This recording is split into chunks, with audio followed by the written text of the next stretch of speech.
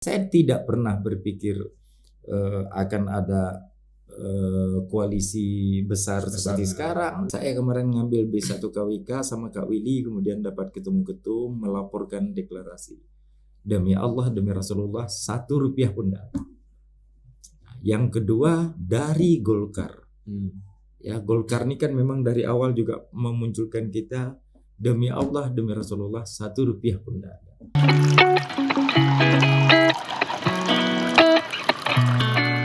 Jumpa lagi di rubrik Ngobrol Politik Podcast Batam Pos. Alhamdulillah siang ini kami kedatangan tamu istimewa. Beliau adalah Wakil Wali Kota Batam, Bapak Amsakar Ahmad, yang saat ini juga maju sebagai salah satu calon kepala daerah di Kepri. Beliau akan maju sebagai calon Wali Kota Batam pada pemilihan kepala daerah tahun 2024 ini.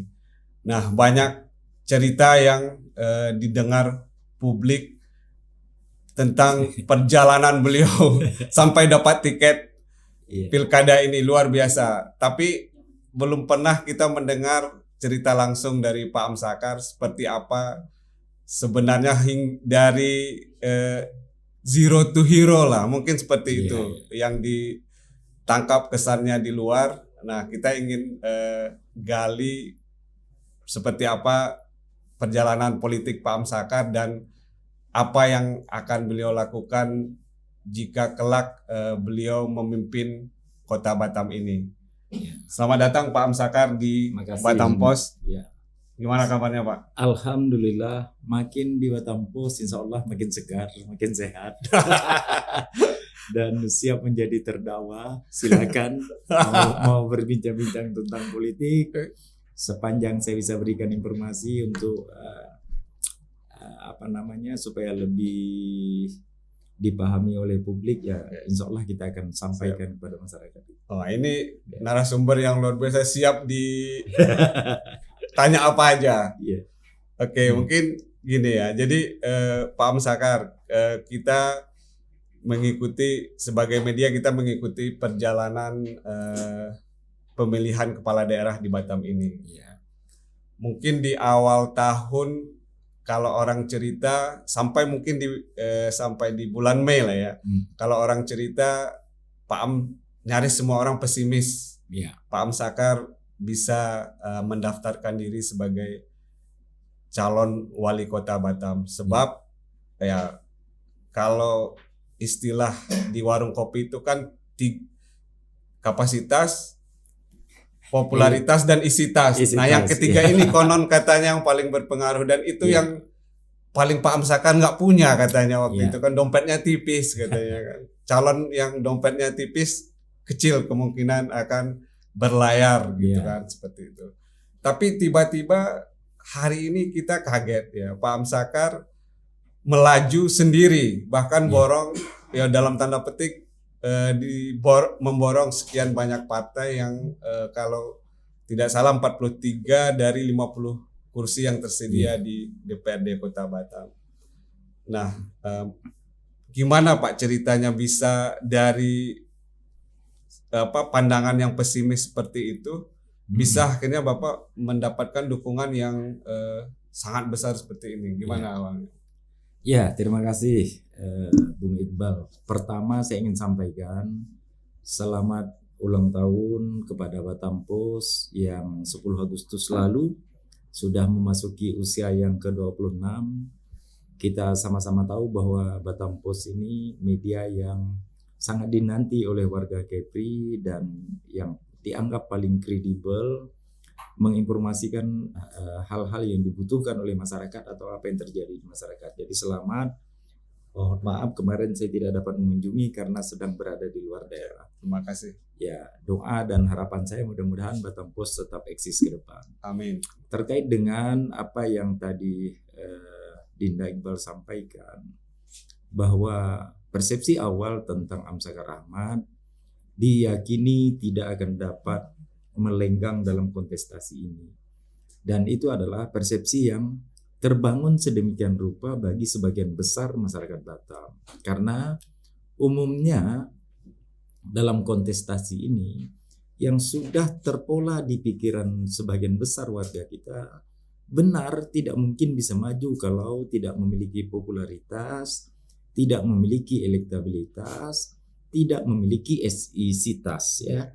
3 hal inilah yang bagi sebagian orang, sebagian besar orang dianggap sebagai kendala bagi saya untuk berkontestasi dalam pemilu kada ini. Tetapi saya juga ingin sampaikan bahwa selama 2,5 tahun terakhir ini saya hanya berdiri pada keyakinan. Saya sangat yakin ruang bagi saya terbuka.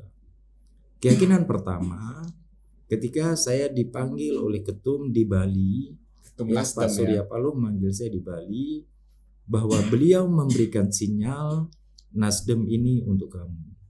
Yang kedua, saya dipanggil karena ada podcast juga di salah satu media yang 1,5 jam kurang lebih pembicaraan, tapi ada satu penggalan tentang hak keprotokoleran saya, dan itu yang kemudian menjadi viral. Saya juga dipanggil. Saya kan sudah sampaikan kenapa kamu mesti bercerita hal-hal seperti ini.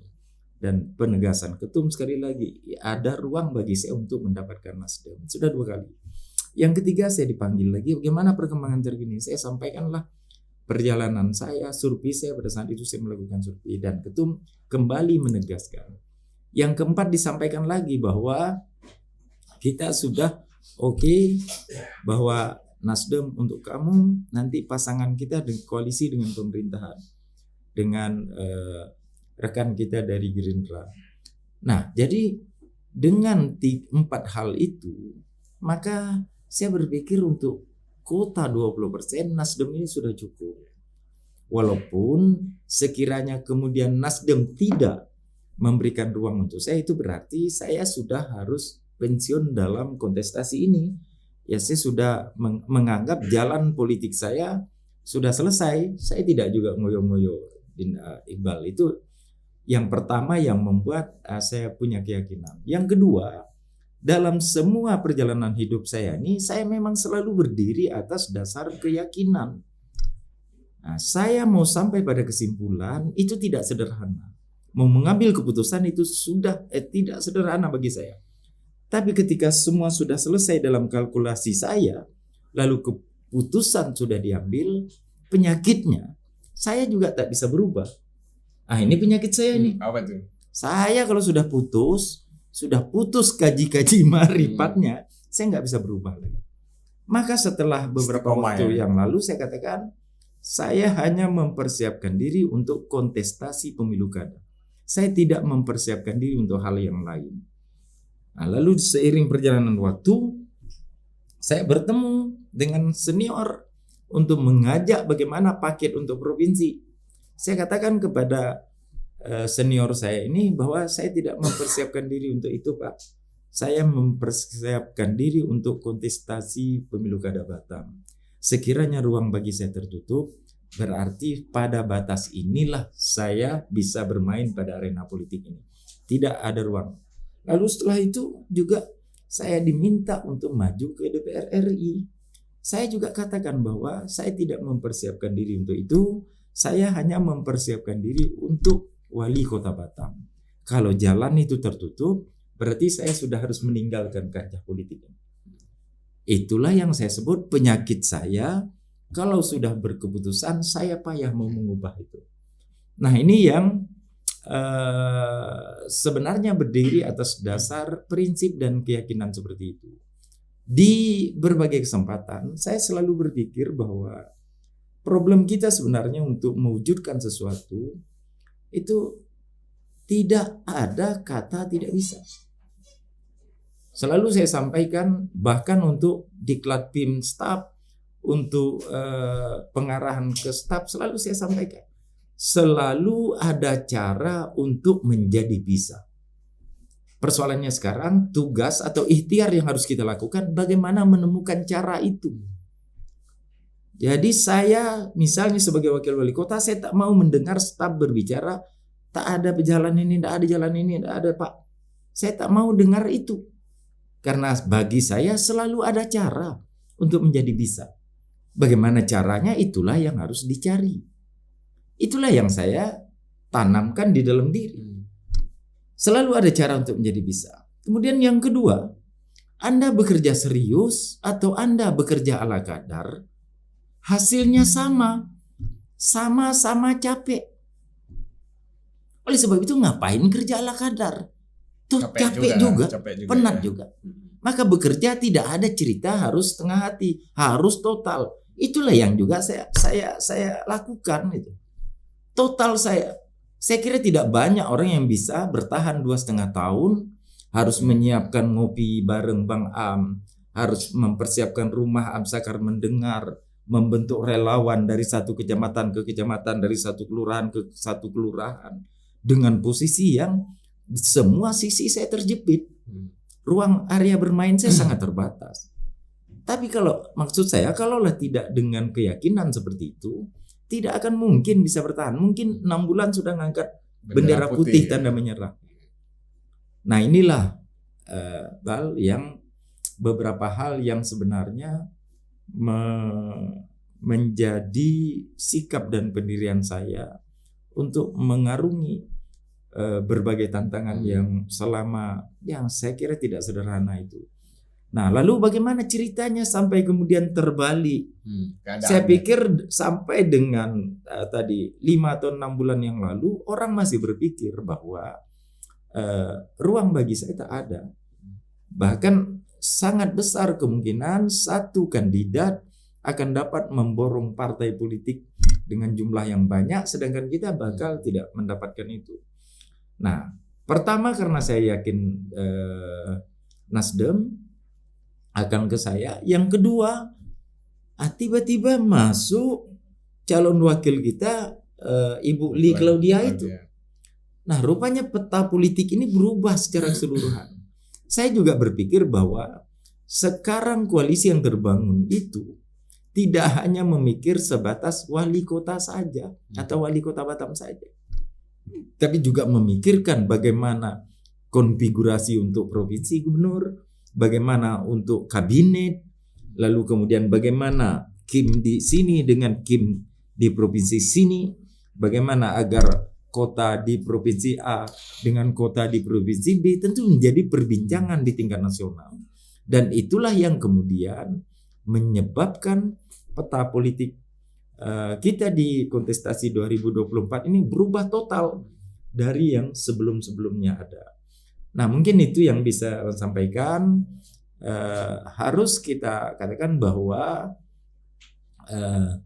pertama soal keyakinan, kedua karena sahabat kita dari Gerindra ini juga akan berkontestasi dan Gerindra ini masuk dalam koalisi Indonesia Maju sehingga menjadi sedikit lebih sederhana bagi kita untuk mendapatkan dukungan dari partai-partai yang tergabung dalam Kim itu. Bahkan sekarang sudah bernama Kim Plus itu. Tapi pernah membayangkan nggak? Ya mungkin dengan keyakinan pasti bisa maju ke pencalonan. Tapi pernah membayangkan akan didukung sebesar ini partai gitu? Enggak, saya tidak pernah berpikir. Saya berpikir mungkin akan ada. Mungkin hanya 2-3 partai ya. Akan ada beberapa partai yang dukung, lalu kemudian akan ada 2 atau 3 calon di Batam. Saya tidak pernah berpikir akan ada koalisi besar seperti sekarang. Enggak. Tapi bahwa koalisi besar seperti sekarang terjadi, saya pikir kawan-kawan di partai ini, terutama di tingkat pusat, itu punya pandangan yang komprehensif dan juga dengan bekal pemahaman dan pengetahuan yang tidak kecil juga. Tentu semua sudah mereka kaji kompetensi, kelayakan, kemudian peluang, ya, potensi untuk keluar sebagai pemenang. Tentu semuanya sudah dikaji oleh tim yang ada di DPP masing-masing partai. Jadi menurut saya bukan juga ujub-ujub mereka itu memilih, ya. Tentu juga dengan analisis yang cermat, tentu juga dengan pertimbangan yang matang. Saya kira itu.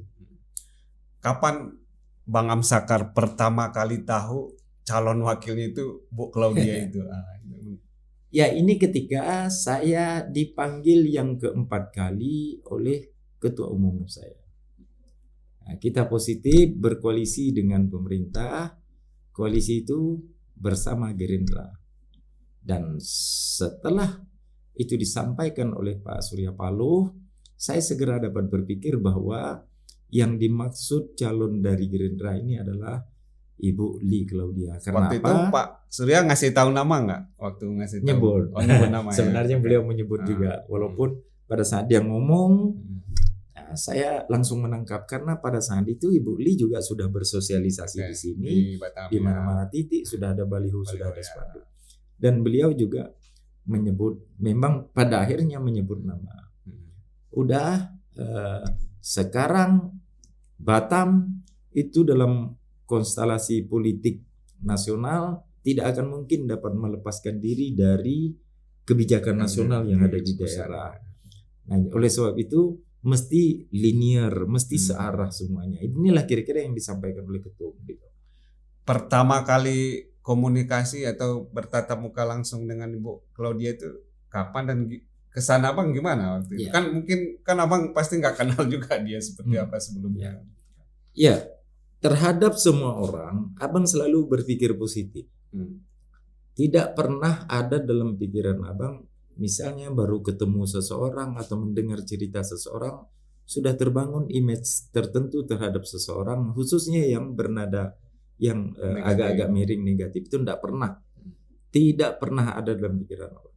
Nah, ketika muncul nama beliau, abang juga sudah merasa seumur-umur hidup abang ini rasanya tidak pernah ada problem dalam bekerja sama dengan banyak orang.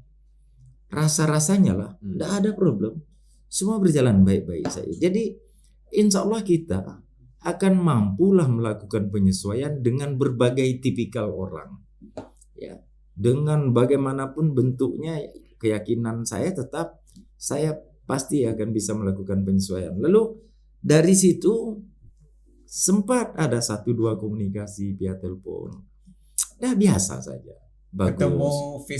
Ketemu fisik selama apa? Ibu Lee ini selalu mengatakan belum ada petunjuk dari DPP terkait dengan itu.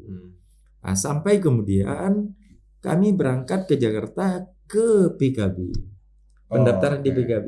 Kita bertemu bersama. Bertemu pertama di kantor PKB. Di PKB lah ketemu. Bu Lee, kita boleh foto? Bagusnya nanti aja lah Pak Wakil ya, setelah putus. Nah, setelah semuanya putus, ini orang yang sangat hati-hati, memegang amanah dari partainya. Sangat hati-hati. Sangat memegang amanah itu, dan saya hargai itu. Ya, bukan ada maksud apa-apa, paham. Ya, saya juga paham Bu Alin, Bu Lee, saya bilang tidak ada masalah.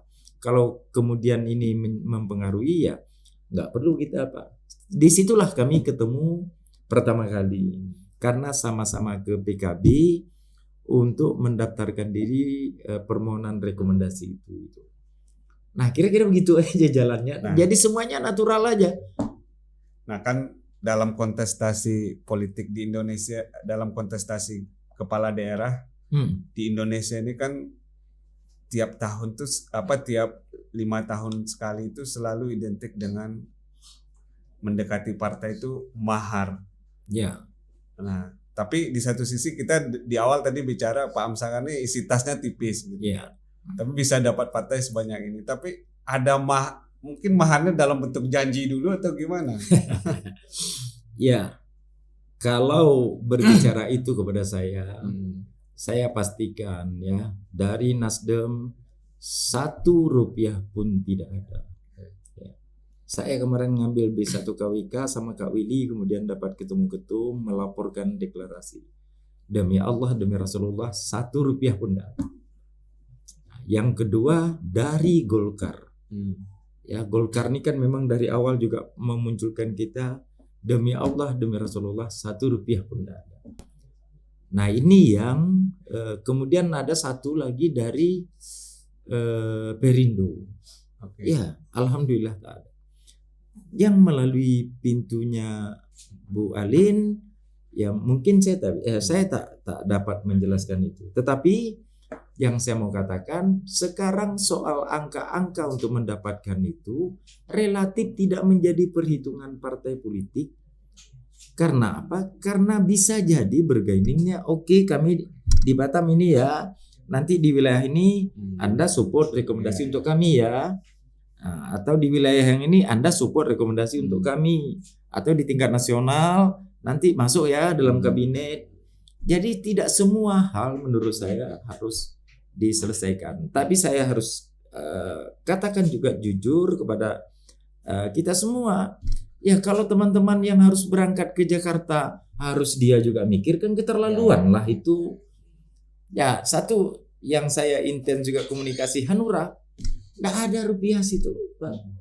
Nah, tapi teman-teman mau berangkat, ya kan kewajiban saya lah berangkat juga bersama saya gitu. Akomodasi. Nah, soal akomodasi, soal apa tiket dengan apa, dan itu menurut saya tidak dapat dimaknai sebagai hitung-hitung angka. Ya. Nah, karena itu tidaklah aneh kalau kemudian orang berpikir ternyata di Pilkada 2024 ini uang justru tidak lagi memiliki nilai, tak laku itu. Mungkin itu penjelasannya. Tapi di satu dengan gerbong sebesar ini, Bang Amsakar merasa terbebani sendiri nggak? Gitu. Itu sangat besar sekali nih partai, dan kita tahu partai itu kan juga punya kepentingan politik dan ekonominya sendiri di belakang akhir ini keputusan-keputusan mereka. Ya, alhamdulillah dan insya Allah saya tidak merasa terbebani dengan itu. Karena apa? Karena saya berkeyakinan semuanya bisa dibangun dengan komunikasi yang positif, dengan komunikasi yang baik. Saya yakin kalau kita bisa membangun komunikasi yang sehat, tentu saja berbagai keterbatasan atau kendala yang kita hadapi pasti akan dimaklumi oleh teman-teman. Katakanlah kalau semuanya ya kemudian juga minta satu kebijakan, yang satu lagi minta satu kebijakan, yang satu minta kebijakan. Lalu itu tidak mungkin kita laksanakan misalnya karena terbatasnya APBD. Ya saya mesti berbicara secara terbuka sama teman-teman. Saya yakin selama kita bisa mendiskusikan semuanya secara terbuka, saya yakin teman-teman akan berpikir proporsional soal itu. Nah, kita sudah lalui ini, ketemu dengan partai A, ketemu dengan partai B, C dan segala macam, nyaman aja diskusi kita kok. Nggak ada yang ribet, nggak ada yang ruwet. Malah teman-teman bilang ya kita nanti akan apa Pak Am mulai mendiskusikan soal apa kebijakan yang Bapak mau buat ke depan. Kita sudah mulai diskusikan apa kira-kira Pak Am sampaikan. Malah itu yang terjadi gitu.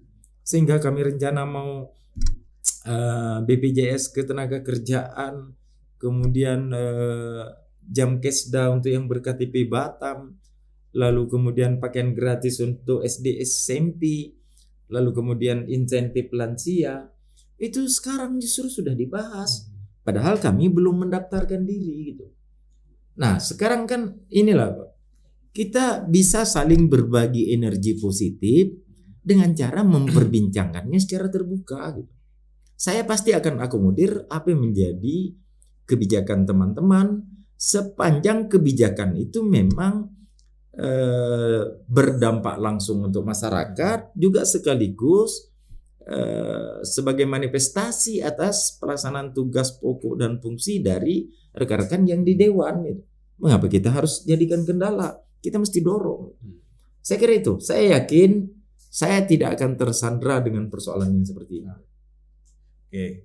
Nah, ini agak tajam betul pertanyaan S1.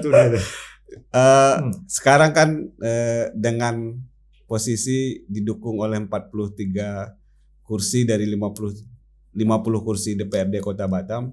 Artinya Pak Amsakar sampai hari ini ya posisinya itu melawan kotak kosong, istilah politik, istilah yang biasa dipakai publik. Nah, bagi Bang Amsakar melawan kotak kosong ini perasaannya gimana? Kan pernah 2 kali maju nih ya, meskipun dalam posisi sebagai wakil waktu itu, maju pilkada. Tapi ada saingannya pada saat itu. Gitu. Nah, sekarang jika kemungkinan tetap calon tunggal, kan akan berhadapan dengan kotak kosong. Perasaan Abang tuh gimana? Berhadapan dengan kotak kosong, dengan berhadapan dengan kompetitor yang memang ada gitu. Ini pengalaman baru bagi saya. Setelah 2 kali ikut dan ada rival kita. Ada rivalnya ya. sebagai pengalaman baru, saya tidak berpikir ekstra juga soal ini. Yang saya selalu sampaikan kepada tim koalisi yang sudah terbentuk dan para relawan, selalu saya sampaikan, mau ada kotak kosong atau kolom kosong atau ada rival, perjuangan kita tetap sama. Semuanya itu adalah rival. Ya. Melawan kolom kosong itu bahkan secara psikologis bisa lebih membebani kalau hanya persentase hanya dekat-dekat itu. Justru karena cerita tentang kolom kosong, kita harus ekstra berjuang, harus kita lipat gandakan perjuangan itu. Malu kita kalau hanya selisih 2%, 3%. Artinya kalau melawan kotak kosong nih jangan sampai menangnya tipis. Jangan sampai menang tipis, harus menang signifikan. Dan karena itu mesti dilipat gandakan lagi pergerakan kita di bawah. Melawan sahabat kita misalnya nanti akan ada lagi calon yang lain, ya kita tetap juga harus berjuang. Jadi saya sama sekali tidak memperbincangkan soal kolom kosong atau tidak kosong, atau ada rival. Malah yang ada dalam pikiran, seandainya kolom kosong ini memang pada akhirnya keputusannya seperti itu, saya pasti akan lebih banyak, lebih bersosialisasi lagi. Bebannya lebih berat nih ya? Lebih berat. Gitu aja secara psikologis berat ya. Saya tidak ada ribetnya, karena itulah ada berbagai diskusi soal kolom kosong dan segala macam. Saya tak mau masuk lah pada wilayah itu. Mau ada kolom kosong atau tidak ada betul-betul lawan, tetap juga saya harus berjuang. Malah kalau terjadi tidak ada rival dalam pengertian calon, ya melawan kolom kosong itu harus dilipat gandakan lagi perjuangannya. Gitu caranya. Karena mungkin agak berbeda lah dengan pikiran-pikiran teman-teman, kan seolah-olah kalau melawan kolom kosong kerjakan santai. Tidak, saya terbalik berpikirnya. Malah harus lebih kerja keras. Harus ekstra kerja keras. Nah, Bang, ada yang menarik juga. Setelah Pak Amsaka dapat dukungan 43 kursi dan menutup peluang calon lain untuk maju berdasarkan aturan yang sebelumnya ya, sebelum ada keputusan MK itu. Kemudian Pak Muhammad Rudi sebagai wali kota Batam yang juga ketua Nasdem melakukan deklarasi di banyak tempat ya, mendukung Pak Amsaka dan Bu Claudia sebagai calon wali kota. Dan kita juga lihat di banyak sudut jalan sekarang banyak baliho Pak Rudi, Pak Amsaka dan Bu Claudia. Nah, gimana? Sebelumnya kan petanya tidak seperti ini gitu. Nah, gimana sejauh ini tanggapan Abang terhadap hal itu? Ya, ini lumayan sensitif juga Bal pertanyaan. Ya, jadi begini. Pertama, saya sebagai pribadi juga atas nama asli Amsaka Rahmatin dan Lili Claudia mengucapkan terima kasih pada Pak Rudi yang sudah mendeklarasikan dukungan untuk asli ini ke depan. Nah, saya merasa dukungan yang diberikan oleh Pak Wali tentu saja menjadi energi bagi kami dalam kontestasi ini. Dalam arti harapan saya pasca itu sekat-sekat yang tadi terbentuk di ruang publik ini sudah mulai terurai, sudah mulai mencair. Saya setelah Pak Wali berbicara itu malah mengumpulkan para camat meskipun dalam lingkup yang terbatas. Saya kumpulkan para camat beserta lurah. Saya sampaikan agar jangan sampai terjebak pada politik praktis. Bahwa kami bersama Pak Wali sudah cukup matang menyikapi situasi politik kami ini. Saya tidak ingin Pak Camat, Pak Lurah kemudian terjebak secara politis ke dalam politik praktis. Karena teman-teman ini ASN. Sekarang tidak ada hal yang bisa lolos dari jejak digital ini. Nggak ada hal. Nah, itu yang saya sampaikan. Nah, dan saya juga berharap Camat Lurah itu juga sudah mulai mencairkan suasana di bawah. Karena mazhab saya sangat yakin politik ini bisa dilaksanakan dengan cara santun, cara terhormat, cara bermartabat, cara yang bahagia. Tadi saya bercanda dengan Cak Nur nih, MK ini Cak Nur memberi ruang salah-salah 2 kandidat dari KDA nih saya bilang. Kabarnya Cak Nur mau maju juga ya. Ya, salah-salah 2 kandidat nih dari KDA, 1 RT lagi nih saya bilang. Nah, kami bergurau aja. Bisa dengan cara-cara yang seperti itu. Kan kontestasi hanya 5 tahunan. Hubungan baik ini selamanya. Itulah yang saya pikir yang bisa saya ambilkan poin lah dari arah dukungan yang telah diberikan oleh Pak Wali. Dan kita bersama Ibu Li Claudia juga memang maksudnya begini, mau ada A, mau ada B, mau ada konstelasi yang kemudian seperti ini, mau ramai-ramai partai atau tidak, kami hanya berprinsip pokoknya kami berjalan terus, bergerak terus. Itu aja yang terbangun dalam pikiran kita. Nah itu mungkin Bal, saya berterima kasih atas apa yang telah disampaikan oleh Pak Wali. Artinya memang ada perubahan peta politik yang tadinya saya sendiri tidak pernah berpikir bahwa ternyata peta ini akan seperti sekarang. Zigzagnya banyak ya. Zigzagnya luar biasa. Gitu.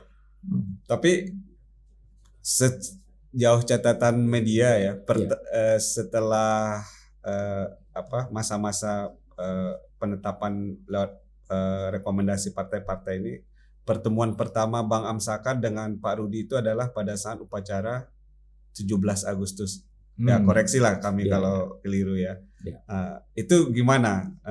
Ada pembicaraan atau ngobrol dengan beliau waktu itu? Pertemuan satu kesempatan ada di Batik di pesawat.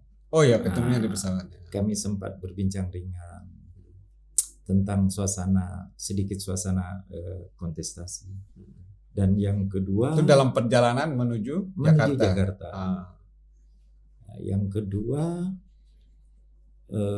pada saat upacara yang kemarin ya 17 Agustus. Ya, pada saat upacara ya seperti sebelum-sebelumnya lah. Kami memang terbiasa berbicara tentang sejumlah hal. Kita ngobrol lah. Kesehatan gimana kondisi Pak Wali? Ya, sehat alhamdulillah. Ayo duduk. Pak Wali selalu begitu pada saat kami duduk di ruang sebelum wawancara itu di holding kami duduk bersama dengan para Forkopimda. Ya kita berbicara lah.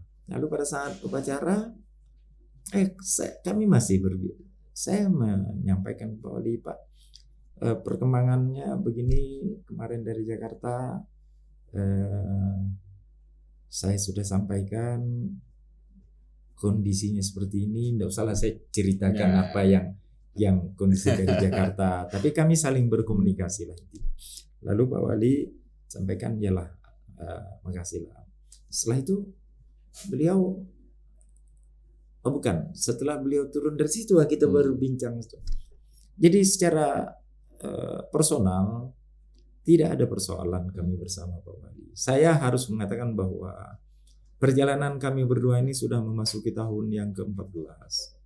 Ya mulai dari Pak Wali sebagai wakil sudah memasuki tahun yang ke-14. Artinya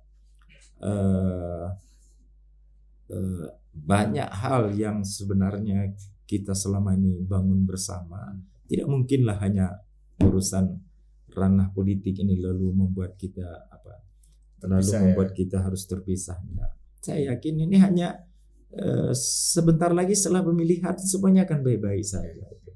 Kira-kira begitu, Pak. Nah, terakhir nih mungkin Pak Amsakar, jika insya Allah Pak Amsakar ditetapkan nanti sebagai terpilih dan ditetapkan dan bekerja sebagai wali kota Batam, Pak Rudi ini kan terkenal nih, legasinya itu pembangunan fisiknya luar biasa ya, infrastrukturnya luar biasa gitu. Nah, dan juga banyak program-program lain dari beliau yang mungkin juga harus kita akui, itu diakui oleh publik ya di Batam ini, dan itu juga kan Pak Amsakar bagian dari pemerintahan beliau. Nah, apa yang paling ingin diteruskan dari sekian banyak yang menonjol yang pernah dikerjakan Pak Rudi? Ya. Secara umum apa yang hari ini kita lakukan bersama dengan Pak Wali. Yang baiknya kita akan lanjutkan, yang masih belum dapat terlaksana secara total akan kita lakukan secara total, yang memang harus dilakukan penyesuaian dengan situasi terkini akan kita lakukan penyesuaian. Tapi itu rumusan makronya. Tapi pada tataran yang lebih detail, infrastruktur yang sekarang dikerjakan oleh beliau mesti kami tuntaskan. Dan saya berkewajiban untuk menuntaskan itu. Nah, kita samalah, Bu Li juga kita sepakat untuk itu. Yang kedua, kita akan memberikan fokus ke persoalan penanganan banjir. Ini memang formulanya tidak sederhana karena bukan 1-2 titik, sehingga posisinya tidak seperti membalikkan telapak tangan, butuh waktu. Dan ini juga yang kami harapkan sebagai legasi kami ke depan. Terus yang ketiga, menuntaskan persoalan air bersih yang sekarang menjadi kendala seperti belum tuntas. Kita akan cari betul di mana titik krusial yang membuat ini seperti relatif agak sulit dibenahi. Ayo saya yakin kita bisa selesaikan itu. Ya hanya persoalan bagaimana detik per second air yang tersedia, bagaimana waduk, bagaimana pipa, kan soal itu aja paling-paling ini. Kemudian apakah pertumbuhan perumahan ini sudah tidak ekuivalen dengan ketersediaan cadangan air, ini kan yang harus kita urai. Prinsipnya dalam pikiran saya, pikiran kami bersama Bu Alin, itu bisa kami buat terobosan untuk itu. Itu yang ketiga. Yang lain kami akan titik beratkan kepada kepentingan masyarakat. Ya, APBD ini APBD yang berpihak kepada kepentingan masyarakat di samping infrastruktur yang memang harus kita selesaikan. Nah, apa saja itu? Mungkin teman-teman sudah membaca dan mendengar. Satu, kami punya kebijakan untuk memberikan pakaian, menggratiskan pakaian seragam untuk SD SMP. Yang kedua, kita akan berikan BPJS ketenagakerjaan untuk ojek online, untuk driver online, untuk penambang pancung. Ya.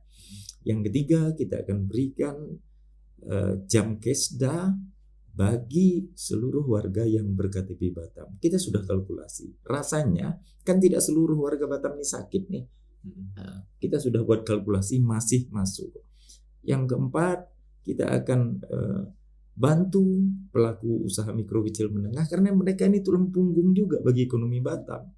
Kita akan bantu UMKM itu untuk mendapatkan support suku bunga. Jadi kalau dia meminjam sampai maksimal 20 juta, itu bunganya itu ditanggung oleh pemerintah. Yang berikutnya kita akan berikan insentif untuk lansia. Saya lupa angkanya, sudah kita inventarisir.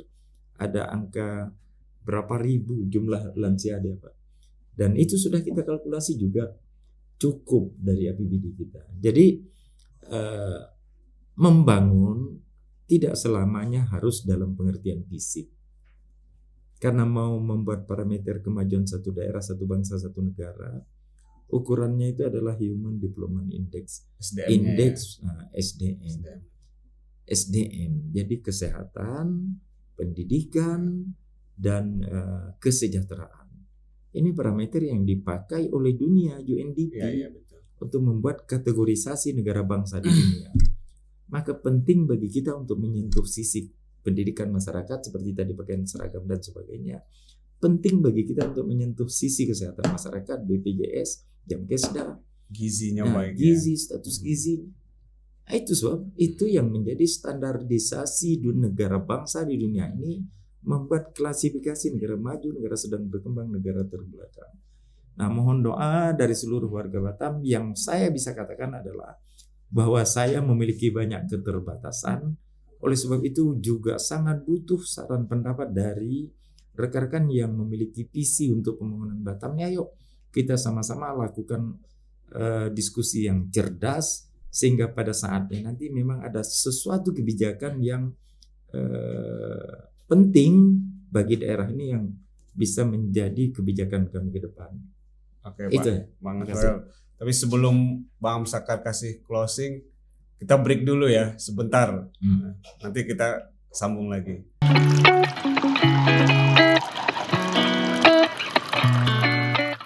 Baik, kita lanjutkan ngobrol-ngobrol kita dengan Pak Amsakar. Ini sesi terakhir. Mungkin kami satu pertanyaan terakhir Pak untuk Bang Amsakar. Dari cerita soal visi dan misi tadi kan sangat banyak yang mau dikerjakan, dan kita tahu saat ini di akhir tahun nanti peraturan pemerintah tentang ex officio Wali Kota Batam, ex officio Kepala BP Batam akan berakhir pada 31 Desember 2024. Dan kita belum mendengar lagi apakah hal itu akan berlanjut atau tidak gitu. Nah, tapi kita tahu dalam perjalanan sejak 2018, sejak Pak Rudi ditetapkan juga sebagai Kepala BP Batam, itu punya pengaruh yang cukup signifikan dalam percepatan pembangunan di Kota Batam gitu. Nah, pertanyaan kami bagi Pak Amsakar sendiri yang insya Allah jadi wali kota, status ex officio ini menurut Bapak harus tetap melekat dalam kapasitas sebagai wali kota atau bagaimana? Untuk kaitannya sama visi misi tadi. Pertama saya mau sampaikan, belajar kita dari sejarah bahwa hampir 30 tahun Tiga Dasawarsa selalu terbangun hubungan yang tidak harmonis antar dua institusi yang ada di daerah. Dan itu membuat langkah-langkah kebijakan yang dilakukan di daerah di Batam ini selalu saja sepertinya tidak berjalan seiring. Itu hal yang kontraproduktif. Lalu kemudian menjelang 2019 ada diskusi yang cukup panjang tentang bagaimana tata kelola yang benar untuk dua institusi yang ada di daerah. Satu organ pusat yang ada di daerah yang dikenal sebagai BP Batam, yang satu pemerintah daerah yang dibentuk melalui Undang-Undang 5399. Dua hal yang sepertinya tidak berjalan seiring ini kontraproduktif dengan iklim investasi, dengan pertumbuhan ekonomi, dengan percepatan pembangunan di daerah. Nah, oleh sebab itu saya hadir 18 kali rapat di Menko Perekonomian. Saya hadir 18 kali rapat untuk memberikan sumbang saran, karena kita sebagai salah satu peserta rapat memberikan sumbang saran bagaimana hal yang paling bijak yang dilakukan ke depan sehubungan dengan saat itu ada statement dari Pak Presiden untuk menyatukan dua kepemimpinan di institusi ini, kan itu dalam rapat terbatas disampaikan oleh Pak Presiden. Lalu dibuatlah DIM, daftar inventarisasi masalah. Dari situ kita tahu bahwa satu, kalau dua institusi ini tidak berada pada satu kepala, satu kendali, maka sangat mungkin yang satu ke kanan, yang satu ke kiri.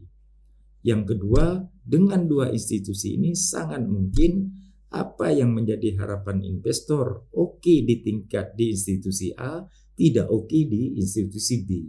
Atau sebaliknya, tidak di A tapi di B. Nah, ini membuat mereka agak sedikit berliku-liku mengurus pelayanan perizinan. Yang ketiga, integrasi pelayanan perizinan itu tidak tercipta. Dianggap dengan online single submission itu seolah-olah semua sudah selesai.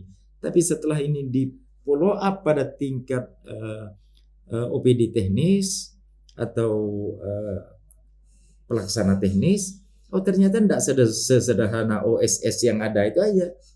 Tidak PTSP pelayanan terpadu satu pintu aja. Ternyata masih ada lagi turunan hal-hal lain yang harus mereka urus. Nah, atas dasar hal tersebutlah maka apa yang kita lihat, pertama, pertumbuhan ekonomi kita bergerak lamban dibandingkan dengan kawasan perdagangan bebas, pelabuhan bebas lain yang ada di dunia ini. Shenzhen yang belajar dengan kita itu berlipat ganda dari kita pertumbuhannya, yang belajar dari Batam. Yang kedua, bahwa rentang kendali pelayanan birokrasi ini tetap panjang.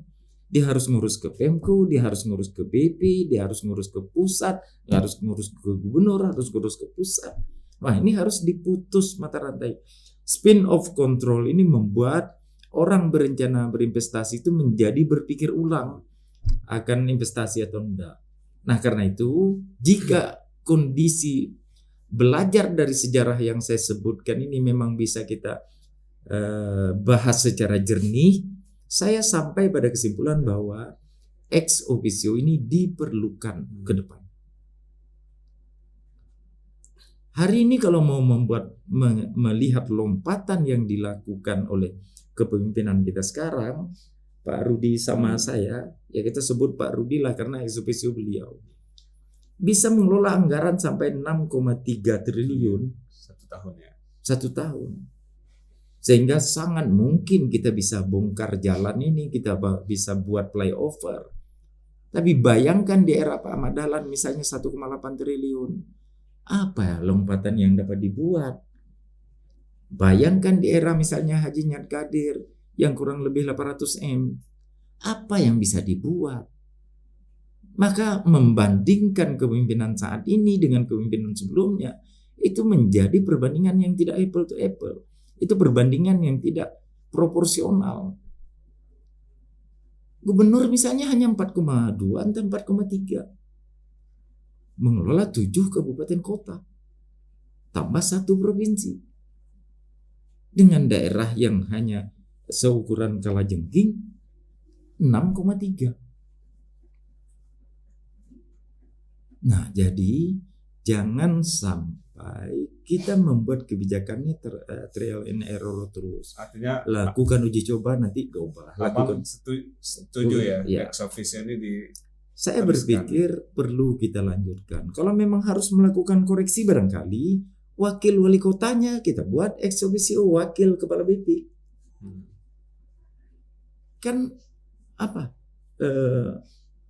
Segala sesuatunya menurut saya akan jauh lebih baik kalau antar dua institusi ini tidak berseberangan. Jadi sekarang kita mendapatkan manfaat satu pemimpin membuat kebijakan yang dibuat oleh pimpinan itu automatically akan berjalan lurus ke bawah, baik di Pemko maupun di BP. Yang kedua akan ada integrasi perencanaan. Mana yang anggaran kita tidak bisa backup, itu akan bisa di backup oleh anggarannya BP Batam. Integrasi perencanaan. Yang ketiga integrasi pembiayaan. Mana yang jalan pusat tak bisa pakai biaya Kota Batam, ya BP karena dia organ pusat yang ada di daerah dapat menggunakan itu. Nah, jadi jauh lebih banyak manfaatnya ketimbang mudaratnya. Tetapi semua ini adalah kewenangannya Jakarta. Ya, prinsipnya kita given, kita tinggal menerima kebijakan ini. Tapi kalau kita dibawa sebagai bagian untuk mendiskusikan itu, kita siap paparkan plus minus soal kebijakan yang akan kita ambil. Bang, waktu menerima rekomendasi partai kan hampir semua petinggi partai itu adalah pengambil kebijakan di pusat yang punya kaitan dengan apa yang kita bicarakan barusan. Yeah. Adakah disinggung soal nanti kalau jadi ex officio kan seperti ini, ada nggak pembicaraan mungkin belum detail tapi pernah ada disinggung seperti itu. Rata-rata yang kita pahami bahwa untuk yang terungkap itu untuk memegang Batam itu diperlukan keselarasan dengan Jakarta. Kalau saya memaknainya bahwa harus ada kebijakan yang sinkron dari atas sampai ke bawah. Termasuklah kebijakan yang namanya kawasan perdagangan bebas dan pelabuhan bebas Batam itu. Nah, yang secara spesial membahas itu belum. Ya, tapi bahwa diperlukan keselarasan dengan Jakarta karena ada organ pusat di daerah yang namanya kawasan perdagangan bebas itu sangat butuh sentuhan dari Jakarta. Karena itu kepala daerah, wakil kepala daerah atau pemerintah daerah mesti bisa sejalan dengan itu. Tapi saya terus terang apa yang diambil oleh Jakarta kita akan laksanakan. Kira-kira begitu. Baik. Ya. Baik. Terima kasih Bang Amsakar atas waktunya dan kunjungannya ke Batam Pos. Ya. Dan ini merupakan kunjungan dan juga barangkali podcast pertama Bang Amsakar setelah deklarasi secara resmi sebagai calon wali kota Batam di Pilkada 2024. Ya, juga sekali lagi juga podcast pertama setelah pindah kantor Batam. ya, sekali lagi terima kasih banyak Bang Amsakar dari kami. Mudah-mudahan apa yang Bang Amsakar perjuangkan bersama pasangannya Bu Claudia ya bisa meraih kesuksesan. Amin ya rabbal alamin. Sampai jumpa kembali di ngobrol politik berikutnya di podcast dan channel YouTube Batam Pos. Assalamualaikum warahmatullahi wabarakatuh. Selamat sore, salam sejahtera untuk kita semua.